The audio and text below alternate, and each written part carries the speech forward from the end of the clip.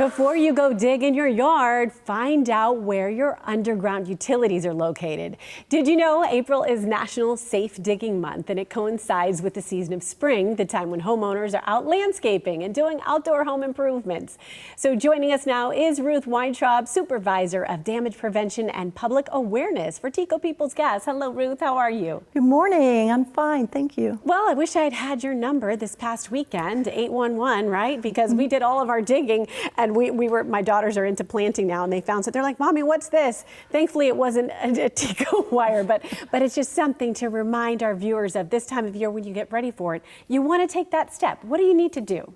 Well, you need to call 811, or you can utilize their website, and you call and you give them the information about where you're going to dig, and the utilities will come out and mark the approximate location of their utilities with either paint and/or flags.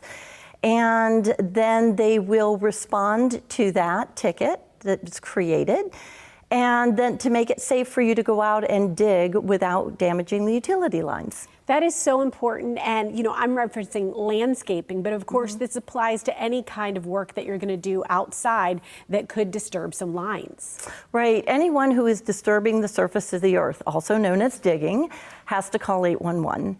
And so that applies to homeowners, contractors, excavators, anybody who plans to dig. I feel like I'm in trouble right now. No, but this is really important because it's an easy process, right? You pick up the phone, and so you mentioned those people who have to do it, but what else do we need to know? Well, when you call, you give them the information, and you want to call 3 days before you plan to dig, because you have to wait 2 business days to give the utilities the opportunity to go out and either mark the line, clear it, or they may need more information from you. So once you wait those 2 days, then you can go online and check 811's positive response system.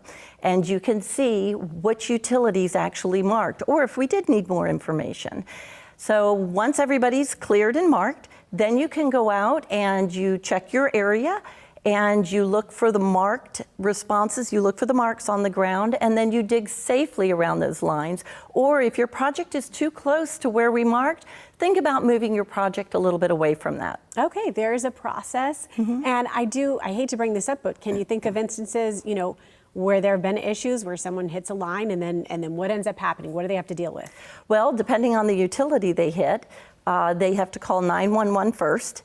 And then they can call the utility and let them know that they've hit their line, so that the utility can come out and make the appropriate repairs. Okay, good to know. And you want to avoid that. This is not a situation where you ask for forgiveness. Take the proper steps in advance.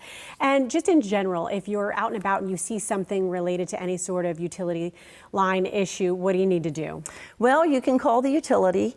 In many places, utilities have pipeline markers with their phone numbers on it, or you can call 811 and they'll let you know which utility is in the area. That makes sense. Any other tips that we can have? I mean, this is just a simple process. Just get it done on the front end, and then you don't have to worry about it.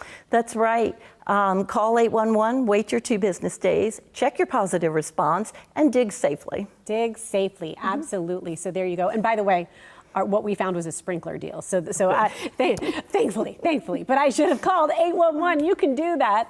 And you see the number there as well as the website. So check it out. We so appreciate this. Great information, Ruth. Thanks for sharing. Thank you for having me.